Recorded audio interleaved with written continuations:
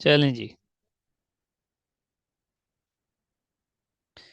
तो हम बात कर रहे थे जेरेंट की।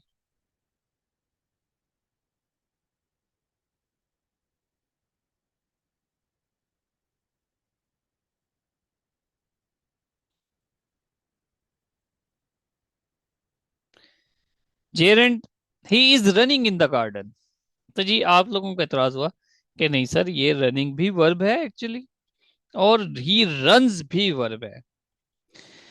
क्योंकि ही इज रनिंग, वो दौड़ रहा है, यहां पर एज अ वर्ब आया है। ही रन्स, वो दौड़ता है। तो दोनों वर्ब हैं, जेरेंट नहीं है जी। जेरेंट कब होता है? जब वो एज अ नाउन इस्तेमाल हो। यहां देखें, यहां पे इज वर्ब है, इज से पहले रनिंग आ गया है। तो इज से पहले रनिंग का आना इस चीज को जाहिर करता है कि रनिंग एज अ नाउन है, नाउन के बाद ही वर्ब आता है ना। तो ये बात भी हमें पता लग गई। अब आते हैं, he is found of swimming. यहाँ पे स्विमिंग क्या है जी? सब्जेक्ट है क्या ऑब्जेक्ट है? पहले तो इस सवाल का जवाब दें। स्विमिंग क्या है, सब्जेक्ट है क्या ऑब्जेक्ट है? ऑब्जेक्ट। ऑब्जेक्ट है। अब बताएं, वर्ब है कि जेरेंड है?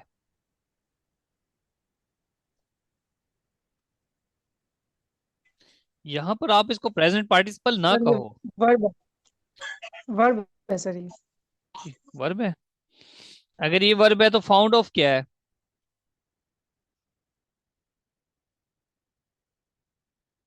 ये यहाँ पे जेरेंड है, क्योंकि नाउन के तौर पर आ रहा है। ही इज फाउंड ऑफ, वो बड़ा शौकीन है किसका? तैराकी का। इसकी उर्दू है तैराकी। He is found of swimming, वो तैराकी का शौकीन है। इसको उठा के शुरू में ले आओ। स्विमिंग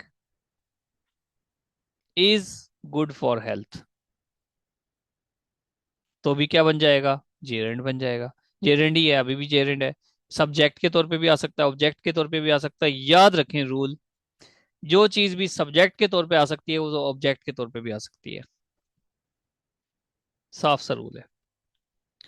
नेक्स्ट चलते हैं, smoking is injurious to health. यहां पर स्मोकिंग क्या है जी? Smoking is injurious to health, gerund है। लेकिन अगर आप कहें ही इज स्मोकिंग, वो सिगरेट पी रहा है, तो फिर वो क्या हो गया जी? वर्ब हो गया। तो ये दो तीन अच्छा एग्जांपल सर, थे। ऐसे याद रख सर ऐसे याद रख सकते हैं कि हेल्पिंग वर्ब के बाद अगर वर्ड आया तो वो वर्ब होगा, आगे पीछे आया तो जेरेंड। हम्म। आप उसकी, आप ये गौर करना, आप इसको आइडेंटिफाई करें ना कि एज अ नाउन यूज हो रहा है। ठीक है, एज अ नाउन यूज हो रहा है, तो हमेशा अगर वो कभी वर्ब के तौर पर आएगा तो सब्जेक्ट के फौरन बाद आएगा। ठीक है, यहां पर देखें, ये सब्जेक्ट कोई है नजर आ रहा है आपको? अगर ये स्मोकिंग सब्जेक्ट ना हो, पहला वर्ड सब्जेक्ट ही होता है, तो ऑटोमेटिक ये सब्जेक्ट है, तो सब्जेक्ट है तो मतलब नाउन है। और अगर नाउन है तो किस तरह का नाउन है? जेरेंड वाला नाउन है। Very simple. Running as a subject आ रहा है, जेरेंड है, नाउन है। स्मोकिंग यहाँ भी। ठीक है, नेक्स्ट चलते हैं जी। क्वेश्चन देखें जो पास पेपर में आया हुआ, ही dash, a dash is verb in its present participle form that acts as a noun in a sentence. जी आंसर करें। A dash is a verb in its participle form, verb जिसकी present participle की form होती है, लेकिन वो as a noun आता है, उसको क्या कहते हैं? Geraint sir. Gerund, very good. Next चलते हैं। In the sentence I know all the people sitting in the hall, the complete object is. हाँ, यहाँ फंसे हो, देखो पीपीएससी ने 2023 में ही सवाल पूछा हुआ है। साथ के साथ करते जाए पास पेपर भी। यहां पर फंसोगे। ऑब्जेक्ट बताइए जी, कंप्लीट ऑब्जेक्ट बताइए, इसका कौन सा है? चलें, शाबाश। I know I know all the people sitting in the hall.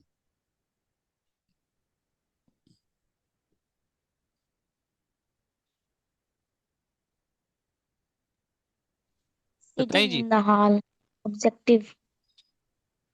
Option B. B. Sitting in the hall. ठीक है जी, बाकी बताएं। कोई बी कह रहा है, कोई डी कह रहा है। जो बी कह रहे हैं, मेरा उनसे सवाल है कि चलो हम इसको कहते हैं कि ये ऑब्जेक्ट है। सिटिंग इन द हॉल, इसमें आपको कोई शक्ल नजर आ रही है इसकी? कोई इसकी कोई शेप है? Sitting in the hall. अगर आप पीपल को देखो तो पीपल तो फिर भी नजर आता है कि ऑब्जेक्ट हो सकता है। कौन बैठा है सिटिंग इन द हॉल, कुछ पता है? The people. कुछ कह रहे हैं कि द पीपल है। आई नो ऑल द पीपल, देखो ध्यान से समझें। वर्ब के बाद फौरन देखें क्या है। All the people, I know मैं जानता हूं, ऑल द पीपल।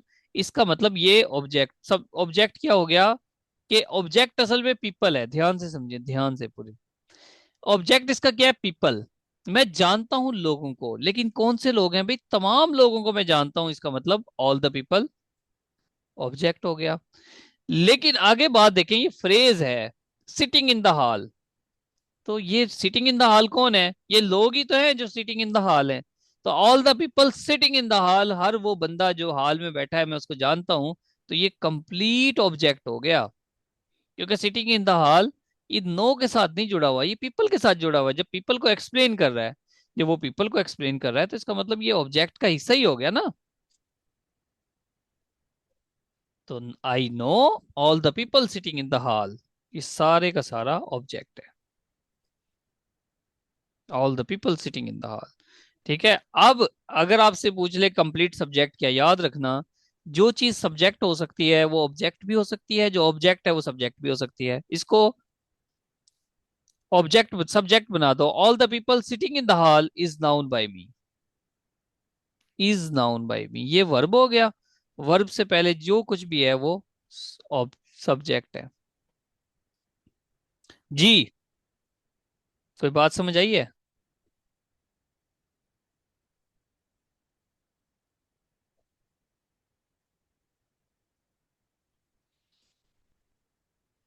चलो, कुछ ना कुछ तो आ ही नहीं है ना समझ। अब आते हैं हम प्रोनाउन पे। A word or group of words that one may substitute for a noun. एक नाउन को या नाउन फ्रेज को जो बदल दे उसको प्रोनाउन कहते हैं। Very simple.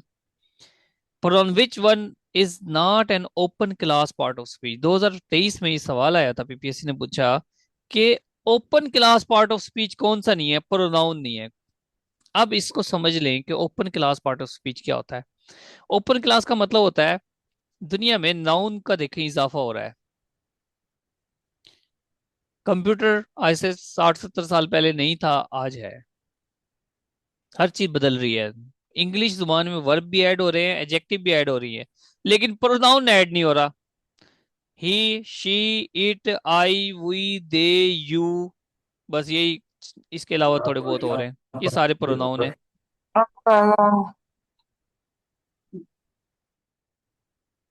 ये सारे प्रोनाउन है, इसके अलावा कोई नहीं है प्रोनाउन। वो कोई नहीं, इसमें इजाफा ही नहीं होता, इसलिए इसको कहते हैं कि ये open class part of speech है, बाकी सारे close class part of speech है। प्रोनाउन। अब प्रोनाउन की personal pronoun, interrogative, relative, demonstrative, indefinite और रिफ्लेक्सिव। याद रखें, प्रोनाउन तो आपको समझ आ जाएगा, लेकिन जब इसकी क्लासेस की बात करेंगे तो वहां पर ट्रिकी है, वो जरा ट्रिकी होती है। वहां पर आप फंस जाते हो ऑप्शंस में। यार नंबर वन, ये है कौन सा प्रोनाउन? और आया कि ये प्रोनाउन है भी कि नहीं है, एडजेक्टिव तो नहीं है। यहाँ भी फंस जाते हो कि ये एडजेक्टिव ही ना हो। जब आपके पास ऑप्शंस आएंगे ना, फिर आपको पता लगेगा कि यार ये तो एडजेक्टिव निकला। पर्सनल प्रोनाउन बहुत आसान। ठीक है। पर्सनल प्रोनाउन मतलब जो आई, वी, दे, यू वगैरह हम कहते हैं, वो फर्स्ट पर्सन भी हो सकता है, सेकंड भी हो सकता है, थर्ड भी हो सकता है। ठीक है, ये तो आसान बात है, हमने पढ़ी हुई है। That policeman is a friend of mine, ये कौन सा? ये पर्सनल प्रोनाउन है, आपको ये पता लग गया। ऑप्शन में क्या पूछा है उसने? Just pronoun. इतना तो पता हो कि ये प्रोनाउन है। The policeman is a friend of mine. Interrogative, जब आपका प्रोनाउन क्वेश्चन बना दे तो उसको इंटेरोगेटिव प्रोनाउन कहते हैं। कौन कौन से हैं? Who, whom, where, which, what, whose. याद रखना कि ये ग्रामर की रूल से सिर्फ प्रोनाउन के तौर पे नहीं आते, और तरह से भी आ जाते हैं। तो जब आप वो पढ़ोगे तो इसके साथ साथ हम कंपैरिजन करेंगे कि ये क्या है actually.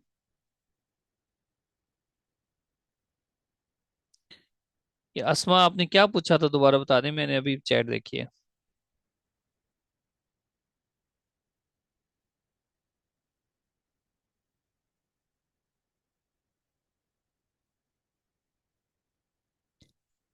Who, whom, where, which, what, whose, ये इंटेरोगेटिव प्रोनाउन है।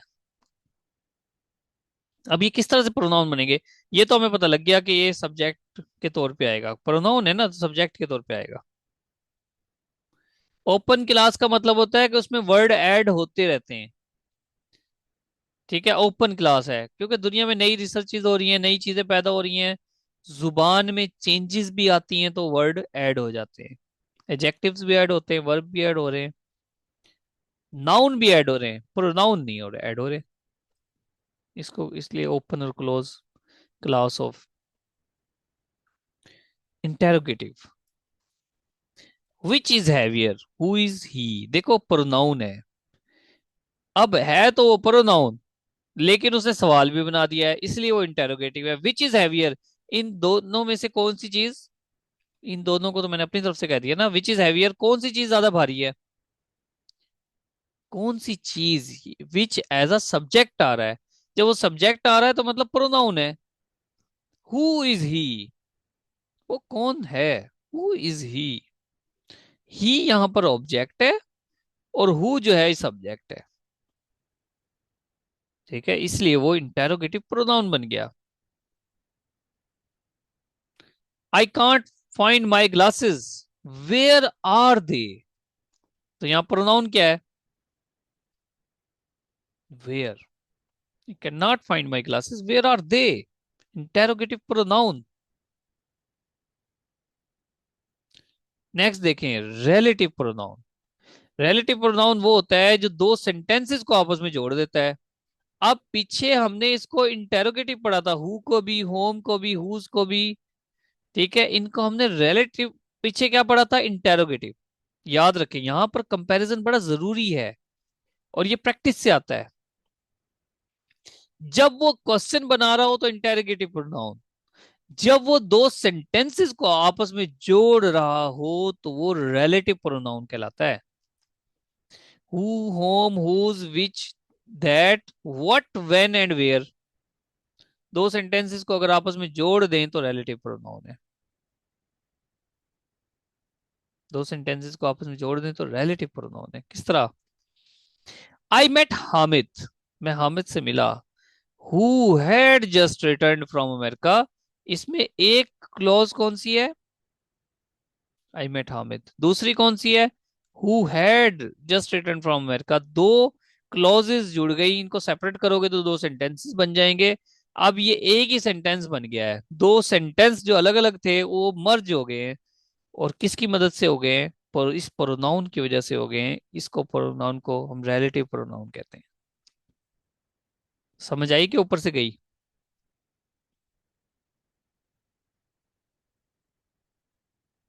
The car that was stolen last month was found in a river। इसमें तो मुझे सेंटेंस ही एक नजर आ रहा है, तो ये रिलेटिव तो ना हुआ जी। इसमें तो मुझे सेंटेंस ही एक नजर आ रहा है, ये द कार तो एक सेंटेंस नहीं हो सकता ना, तो फिर ये रिलेटिव कैसे हुआ?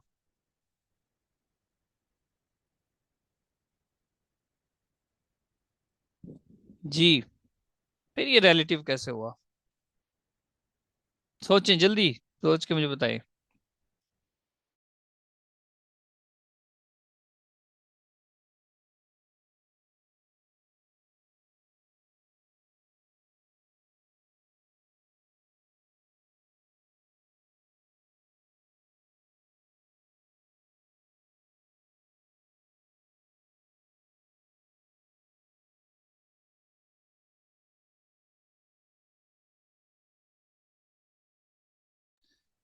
हाँ जी, बिल्कुल ठीक कहा जो दो स्टूडेंट्स ने बताया है। एक्चुअल में आप सिर्फ इस कार को ना देखो, इस कार को जोड़ो इस वाज के साथ। ये असल में सेंटेंस यूं है, द कार जो के was found in a river, ये एक सेंटेंस है। इस सेंटेंस के दरमियान में हमने ये क्लॉज डाल दी है, एक्चुअली दैट क्लॉज कहते हैं इसको, ये उसके अंदर डाल दी है। तो the car was found in a river actual में ये था, ठीक है। हमने इसके दरमियान में एक क्लॉज डाल दी, the car that was stolen last month, तो ये दैट क्लॉज आ गई दरमियान में। तो ये दैट क्लॉज एक्चुअली रिलेट कर रही है, the car was found in river that was stolen last month. इसको हमने लिखने का स्टाइल ऐसा बनाया है, एक्चुअल में ये है दो क्लॉजेज ये अलग अलग, ठीक है। इसको लिखने का स्टाइल दरमियान में मर्ज कर दिया, और कुछ नहीं है।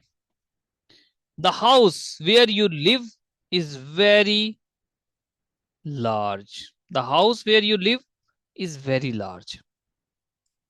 अभी भी ये रिलेट कर दिया, अब समझ आ गई बात की कि किस तरह से सेंटेंस बने। हर सिचुएशन आपको आनी चाहिए, practice makes a man perfect. ये स्लाइड आप देख रहे हो, इसके कलर्स देख रहे हैं, सेटिंग देख रहे हैं।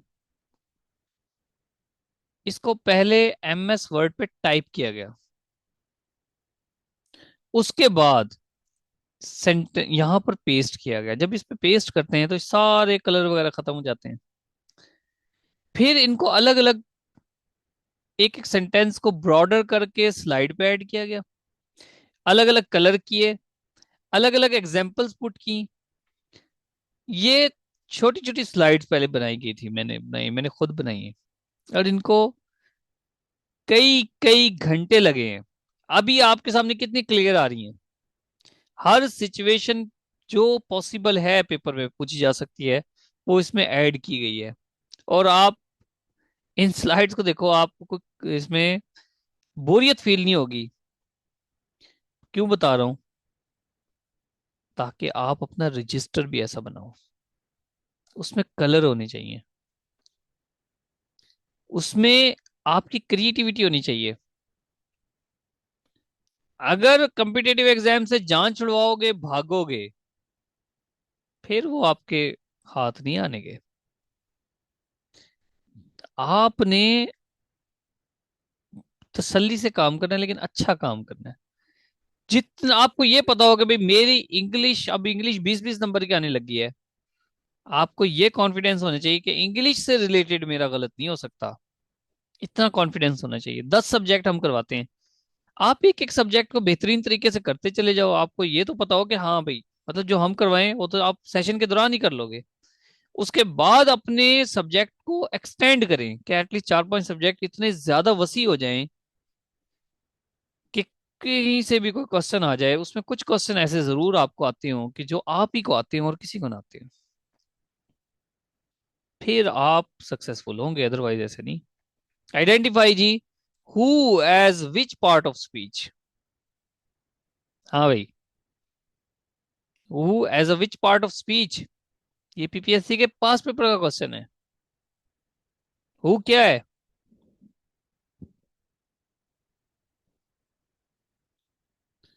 प्रोनाउन है। ये अभी पढ़ रहे हैं, प्रोनाउन है।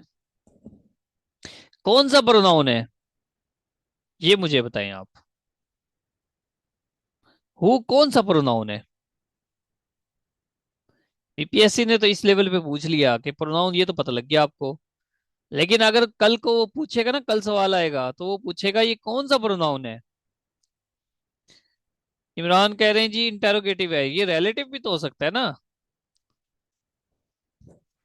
एग्जैक्टली यस्मा, इंटेरोगेटिव एंड रिलेटिव प्रोनाउन। अब आते हैं, ध्यान से समझिए जी, ये एक रूल है। एक, आप रूल पे कभी क्वेश्चन नहीं करना मुझसे कि ये रूल क्यों है, क्योंकि रूल रूल होता है, उसकी कोई लैंग्वेज में कोई रीजन नहीं होती अमूमन। वो बस जैसे यूज कर रहे होते हैं, जिस तरह आप मुझसे सवाल नहीं कर सकते कि सर आर्मी के साथ सिंगुलर वर्ब आता है, पुलिस के साथ प्लूरल, इसका मुझसे सवाल नहीं कर सकते आप। क्यों? क्योंकि उस लैंग्वेज में बस इस तरह से यूज होता है तो होता है, बस हमने ऐसे होता है, ये याद रखना है। एक्चुअल में ये ऐसे था कि इंग्लिश एक, जिस तरह उर्दू मल्टीपल लैंग्वेजेस का प्रोडक्ट है, इंग्लिश भी प्रोडक्ट है, स्पेनिश का, फ्रेंच का, डिफरेंट लैंग्वेजेस यूरोपियन की। तो पुलिस किसी और जुबान में प्लूरल यूज होती होगी, जब इंग्लिश में आई तो उसको भी प्लूरल यूज करना पड़ा उन्हें। Use of that, which and who humans के लिए आता है, विच और दैट नॉन ह्यूमन के लिए आता है।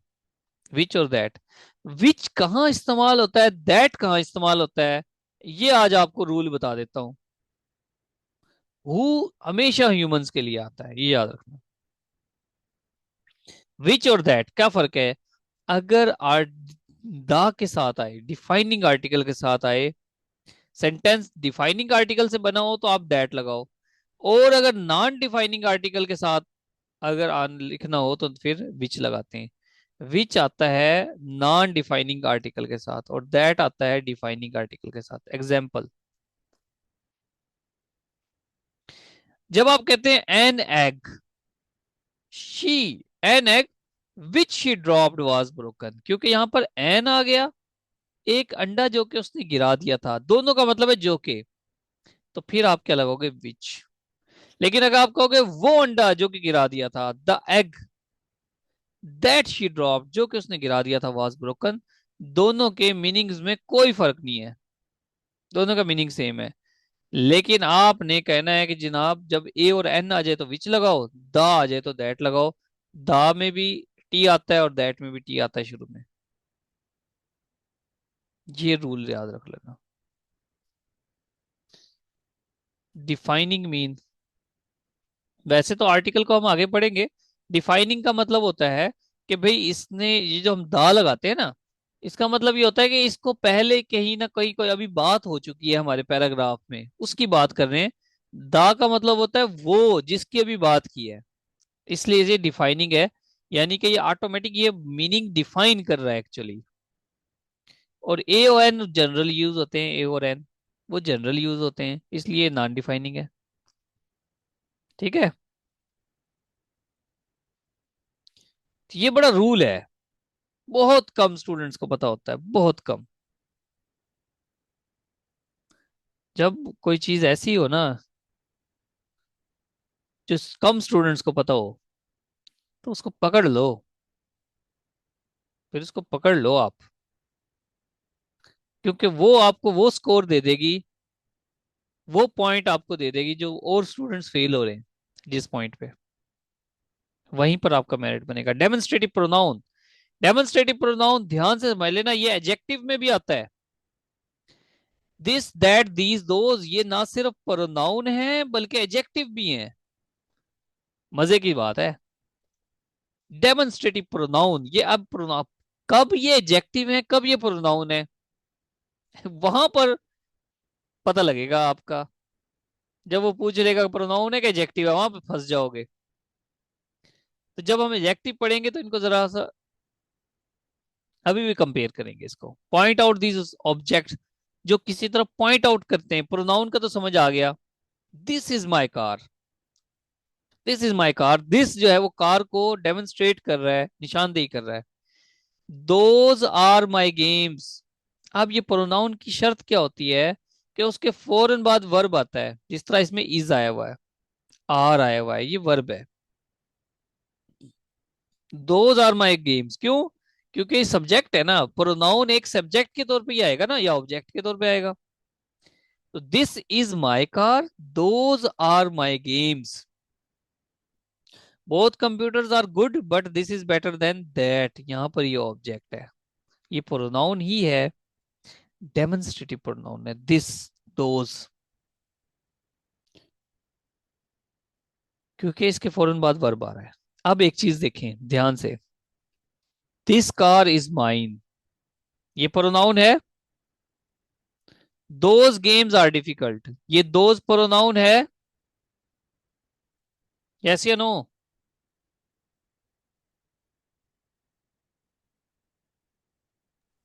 नो सर, क्यों? क्योंकि इसके बाद वर्ब नहीं है। Exactly exactly. इसके बाद वर्ब नहीं है। दिस के बाद क्या है? ऑब्जेक्ट है सर। खुदा का खौफ करो। दिस के बाद नाउन है, सब्जेक्ट है ये सारा। दीज दोज के बाद क्या है? नाउन है। इसका मतलब ये दिस इस नाउन को वजाहत, इस नाउन की वजाहत दे रहा है। दोज इस नाउन की वजाहत दे रहा है। जब कोई वर्ड किसी नाउन की वजाहत देता है, एक्सप्लेन करता है, उसको क्वालिफाई करता है, तो हम कहते हैं ये एडजेक्टिव है। तो ये दोनों एडजेक्टिव्स हैं यहां पर। आपको बड़ी डेप्थ से बता रहा हूं, कल को पीपीएससी समंदर से निकाल के भी लाएगा क्वेश्चन तो आपका गलत नहीं होगा।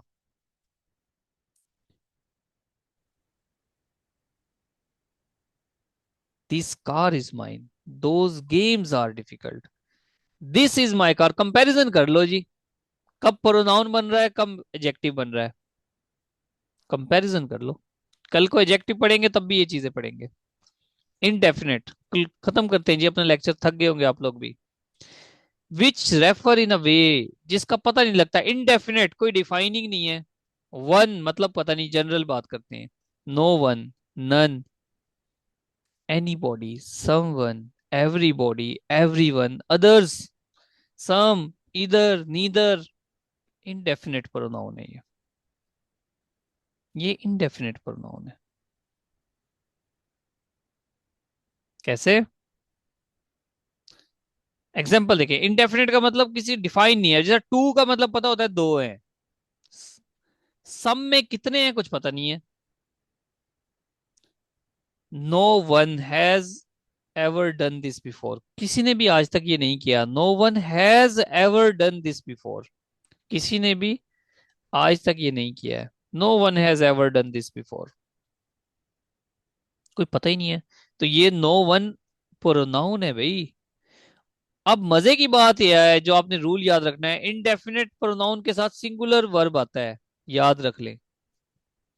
इनडेफिनेट प्रोनाउन के साथ सिंगुलर वर्ब आता है। No one has ever done this before, यहां पर हैज लगाया है। There is no one else here, there is no one, यहां पर ये ऑब्जेक्ट है, इनडेफिनेट प्रोनाउन है। यहां पर ये सब्जेक्ट है, indefinite pronoun. He is doing his duty, subject verb आर्ग, सब्जेक्ट वर्ब एग्रीमेंट। ही के साथ प्रोनाउन क्या आएगा? His duty.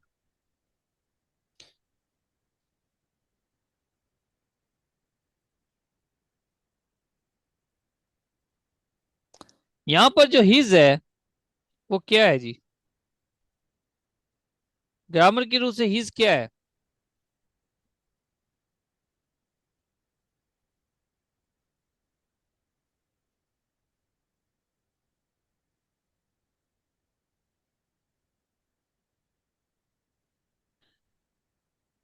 ऑब्जेक्टिव प्रोनाउन है।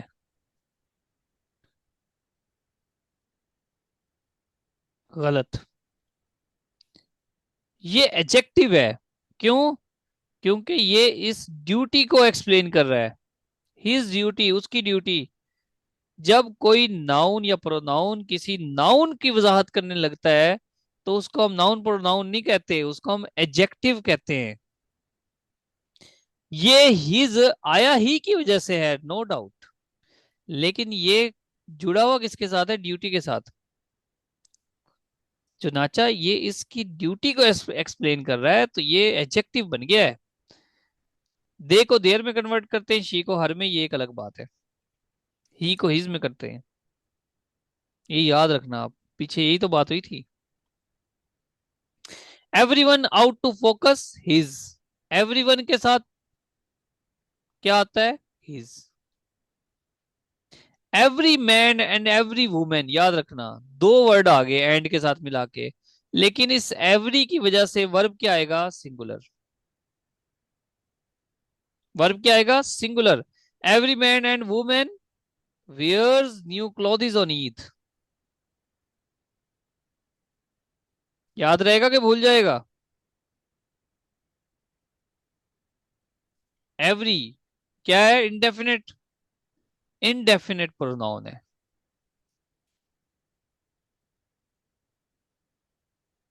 None of his friends cares about him, जब नन ऑफ आ जाए तो फिर सिंगुलर प्रोनाउन, सिंगुलर वर्ब आता है। None of his friends cares about him, none of की वजह से singular.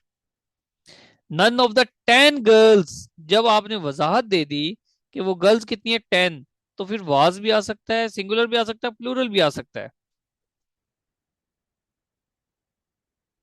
Neither of the 2 girls, लेकिन जब नीदर आ गया, नन के साथ गुंजाइश है, लेकिन नीदर ईदर ईच के साथ गुंजाइश नहीं है, सिंगुलर लगाओ।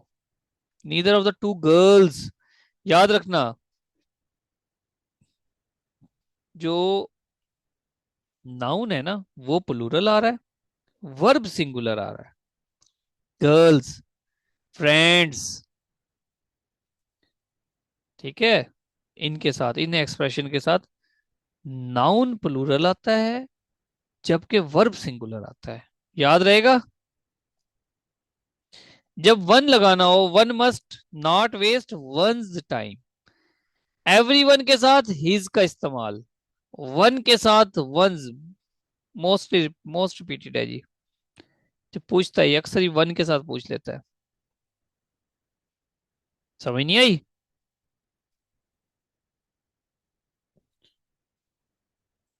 देखो, none of the 10 girls, none of his friends. देखो, नन ऑफ हिज फ्रेंड्स, यहां नन के, जब नन ऑफ एक्सप्रेशन आ जाए तो आप, ये नाउन है, नाउन हमेशा प्लूरल लगाओ। प्लूरल मतलब फ्रेंड्स, फ्रेंड नहीं आया, मल्टीपल वर्ड आए हैं, यानी कि एस का इजाफा करके हमने कहा फ्रेंड्स। और इसके साथ वर्ब देखो क्या है, सिंगुलर। वर्ब में क्या है? केयर्स, सिंगुलर आ गया ना, केयर्स, केयर्स सिंगुलर, मतलब एस का इजाफा हो गया ना। एस का इजाफा कब होता है? जब वो सिंगुलर के साथ आए तो एस का इजाफा होता है। नीचे देखें, neither of the 2 girls, noun क्या है? नाउन के साथ एस का इजाफा हो गया, गर्ल्स। लेकिन वर्ब देखो, वाज लगाया है, वर नहीं लगाया, इसका मतलब वर्ब सिंगुलर है, नाउन प्लूरल है। अब समझ आई कि गई?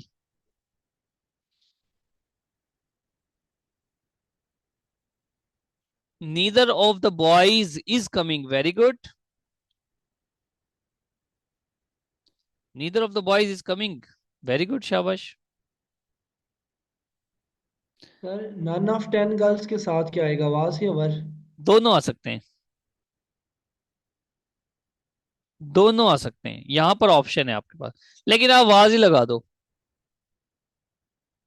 दोनों आ सकते हैं, लेकिन अगर सिर्फ 2 हो तो फिर वाज लगा दो, वाज ज्यादा बेहतर है। नन ऑफ के साथ, नन ऑफ द 10 गर्ल्स, अगर ये 10 ना हो, सिर्फ गर्ल्स हो, तो फिर आप वाज ही लगाओगे, फिर आप वाज लगाओगे, ठीक है। लेकिन नीदर के साथ फिर अगर आप ये वर्ड दे भी दे नंबर, फिर भी वाज लगाओगे, तो आप वाज ही लगा लो बस। रिफ्लेक्सिव लास्ट है जी। टू शो दैट पर्सन और thing does something to himself, जो खुद के लिए किया हो। To make the pronoun more emphatic, impact emphasize करने के लिए reflexive. Why do you hurt yourself, खुद को क्यों तकलीफ देते हो? तो योर सेल्फ एक रिफ्लेक्सिव प्रोनाउन है। She herself saw the killer, जोर दिया बात पे, उसने खुद देखा है भाई किलर को, उसने खुद देखा है किलर को। लो जी, थैंक यू सो मच। और मैं इस बात से खुश हूं कि जितने स्टूडेंट्स ने स्टार्ट से क्लास ली थी, एंड पे भी उतनी ही है। इसका मतलब ये है कि आप लेक्चर को एंजॉय कर रहे थे।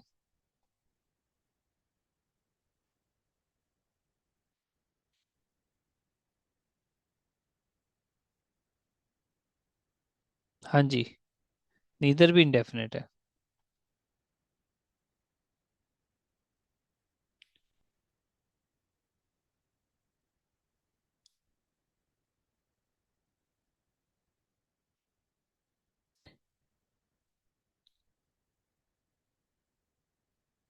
क्या बात है अजहर आपकी। लेकिन लिखा ठीक है, no one teaches English like. क्या बात है भाई।